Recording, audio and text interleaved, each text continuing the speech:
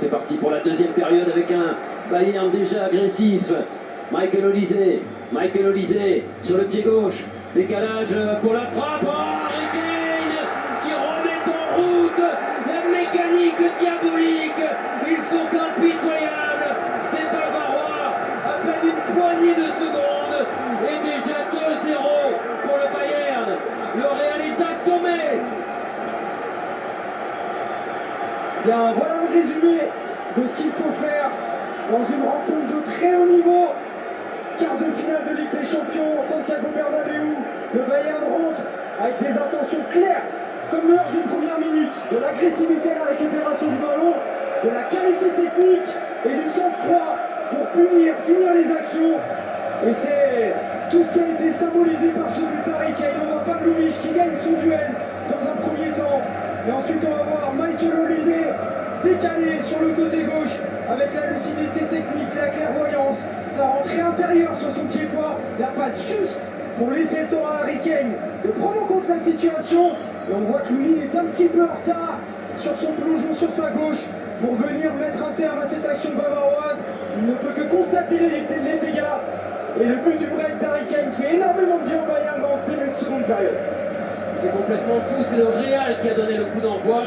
Et 20 secondes plus tard, le Bayern a marqué grâce à Harry Kane. Et c'est peut-être pas terminé, Michael Olise. Voilà, on va s'arrêter là. Bienvenue et bon retour sur la chaîne Miles Real Vision.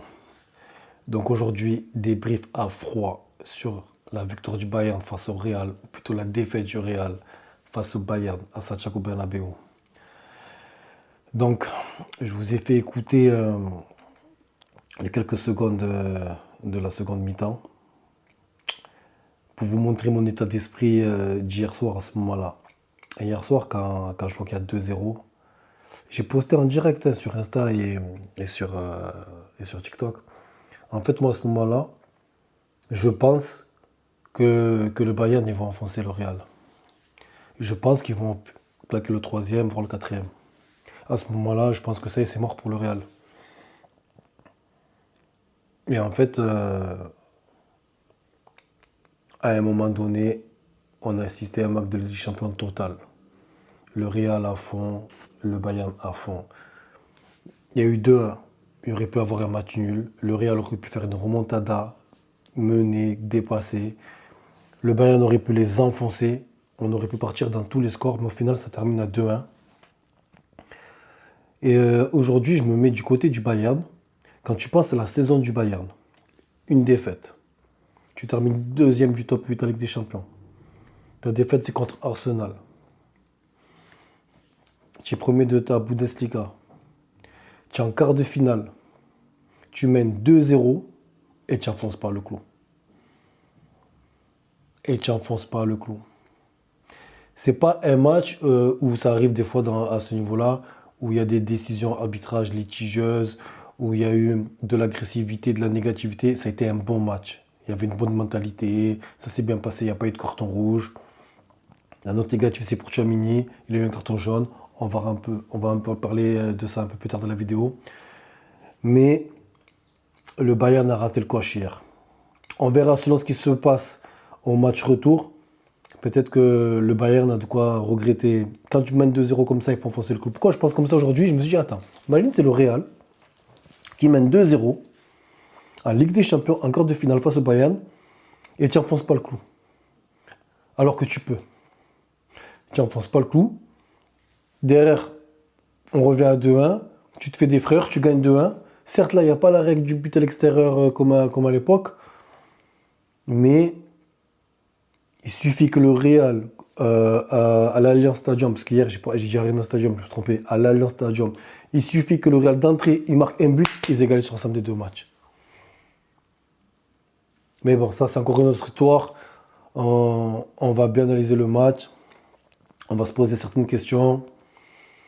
Parce que avant le match retour, il y a un match de Liga, Girona, et moi, je veux absolument qu'Arbeloa utilise ce match comme un match de préparation pour justement le match retour contre le Bayern. C'est un match de Liga qu'il ne faut absolument pas perdre. La Liga, elle est perdue. On est d'accord, elle est perdue. Mais mathématiquement, elle n'est pas perdue. C'est-à-dire que contre Girona, il va falloir prendre les 3 points. mais utiliser ce match comme un match de préparation pour le match retour contre le Bayern. Donc, moi, hier, j'ai vu que Olysée, par exemple, il a été magnifique. Il a été magnifique. Il a fait l'amour à Carreras. À un moment donné, il faisait même l'amour à d'autres joueurs sur le terrain.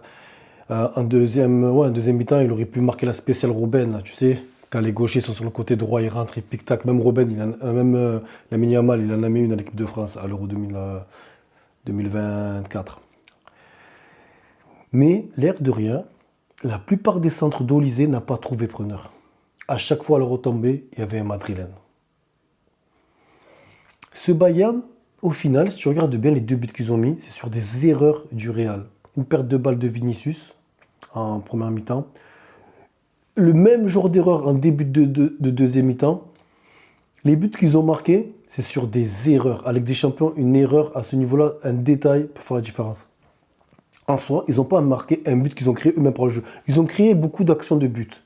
Et le paradoxe de ce match, c'est que le Real a eu 20 actions. Pareil pour le Bayern. Ils ont eu autant d'occasions. Par contre, au niveau du jeu, au niveau de la domination de manière générale, on a senti que le Bayern a plus de certitude. C'est un jeu qu'ils connaissent, qu'ils produisent souvent. Tandis que le Real, on a beau être au mois d'avril, on n'a toujours pas de match référence avec l'équipe type, l'équipe des titulaires. L'équipe type des titulaires, c'est quand il y a Mbappé, c'est quand il y a Bellingham, en même temps que Vinicius. Là, les 5 derniers matchs avant ce match, avant la défaite contre Mallorca, on avait trouvé un équilibre avec une attaque Vini, Brahim. On avait réussi à intégrer le nouveau Pitarch, quid de Camavinga. On avait vu qu'avec Valverde, milieu droit, Tchouaméni et Arda Güler, la défense était Rudiger, Euchen. On avait trouvé ça, mais on a trouvé ça là, dans les derniers instants, là. Parce que depuis qu'on a commencé à faire le 4-4-2, il a bossé Arbeloa avant de trouver cette équipe-là. Et à peine cette équipe-là, elle commence Attends, ils ont battu City aller-retour, ils ont battu l'Atlético Madrid. Pam, trêve international, pam, tu viens, tout a été cassé parce qu'il a fallu réintégrer Mbappé. Il faut réintégrer Bellingham. Je ne savais même pas qu'il fallait même réintégrer Militao, mais Militao, il s'est déjà intégré. Et donc, pour le match contre Girona, déjà, première chose, Tchouaméni, il est suspendu pour ce match. Donc moi, j'ai une question en commentaire, et je la pose maintenant, et je vais la poser plusieurs fois dans la vidéo. Pour remplacer Tchouaméni, moi, j'ai 3 idées. Et je vous dirai laquelle me semble la mieux. La première idée que j'ai, c'est de le remplacer par un milieu hybride. Soit tu prends le risque, tu mets ou Euchen en numéro 6, ou tu mets Militao en numéro 6. Ça, c'est une solution hybride. Pourquoi c'est hybride? Parce que de toute la saison, jamais Euchen ni Militao n'a joué à ce poste-là. Je pense que footballistiquement, au niveau des relances notamment, Euchen il peut être bon à ce poste-là et ça reste un défenseur. Militao, par sa grinta, il peut être encore meilleur que Militao, que Euchen à ce poste-là par rapport à sa grinta. Mais ça, c'est expérimental. C'est hybride. C'est risqué de tenter ça en quart de finale, retour, c'est risqué. Deuxième solution, tu redescends Valverde en numéro 6 ou tu descends Bellingham en numéro 6. Par contre, en aucun cas, je veux qu'on mette Camavinga numéro 6. Jamais de la vie. Jamais de la vie. Match retour contre le Bayern de Munich, Tchouaméni, il est absent. Je ne veux pas que tu mettes Camavinga, c'est trop dangereux. C'est trop dangereux. On ne peut pas se permettre une perte de balle. On ne peut pas se permettre une faute d'inattention. On ne peut pas. On ne peut pas. Donc ma deuxième solution, c'est où tu mets Bellingham, où tu mets Valverde. Du coup, le milieu à 4, ça serait ou Arda, Valverde, Bellingham, Brahim. Donc là, tu as bien entendu, quid de Thiago Pitarch. Pourquoi peut-être Thiago Pitarch, on dirait qu'il est essoufflé. On dirait que malgré qu'il est jeune, et ce match lui a mis une pression particulière. Il a failli commettre une erreur irréparable. Il avait déjà commis cette erreur contre Manchester City. C'est Courtois qui l'avait sauvé. Et bon, là, En soi, Tchouaméni fait une passe en retrait au gardien, la passe en retrait elle est limite, Lunin lui fait une passe. En fait Tchouaméni, Lunin, déjà c'était limite. Il lui faut une passe, il fait une mauvaise passe. Niabi n'a pas été bien attentif, sinon il aurait marqué. Donc, Thiago Pitach, c'est soit.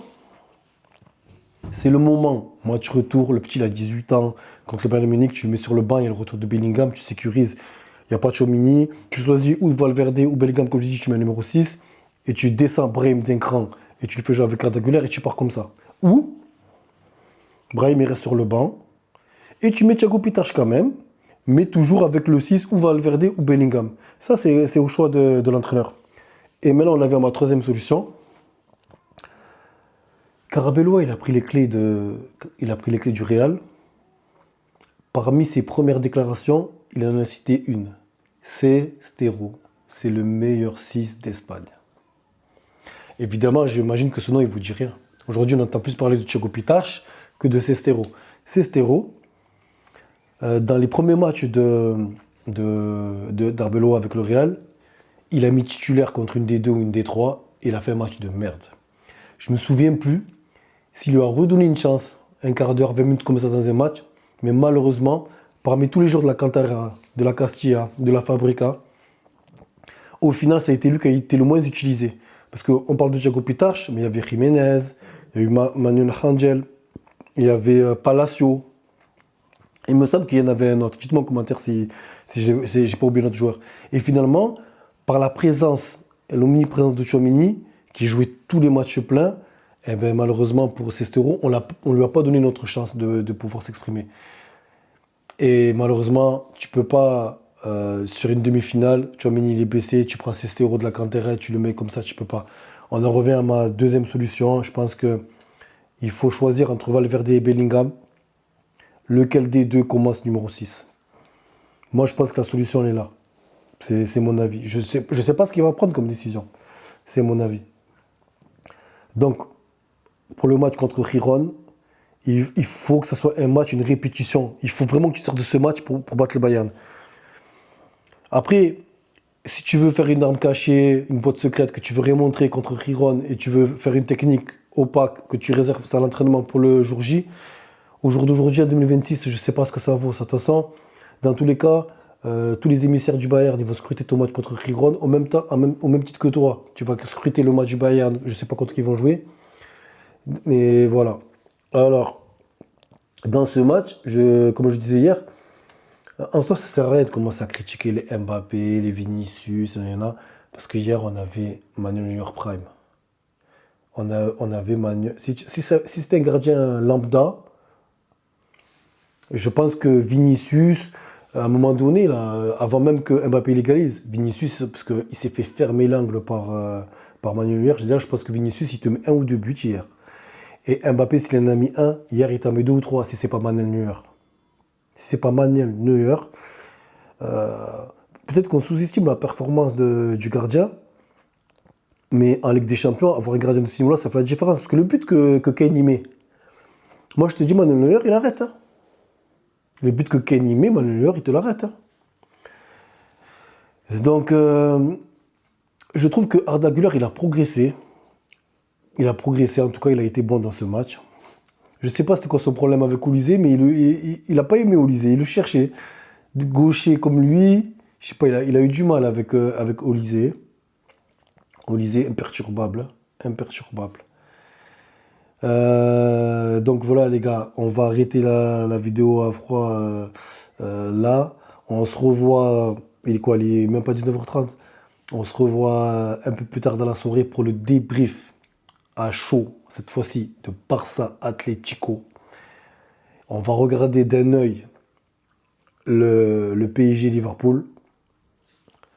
On va faire un petit clin d'œil à l'année dernière. Pour moi, je l'ai déjà dit dans des vidéos précédentes, le PSG Liverpool de l'année dernière, c'est le match référence du PSG. Et d'ailleurs, il avait perdu 1-0 contre Liverpool. Et au final, ils ont gagné la Ligue des Champions. Là, le Liverpool va mal. Ils viennent de perdre 4-0 contre City. Cette année, c'est pas ça. Ils ont perdu un joueur, Diego Jota. Et c'est pas ça, Liverpool. Le PSG, on va voir. Le mot qu'on entend en ce moment, c'est le back-to-back. C'est le back-to-back. Genre, tu as gagné avec champion et l'année d'après, tu la regagnes, comme le Real a fait. Donc voilà. Au niveau des abonnés, on a dépassé les 100 abonnés. Donc je tiens à remercier tout le monde pour avoir dépassé les 100 abonnés. Et je voulais vous faire remarquer que... Attends, on va s'arrêter là.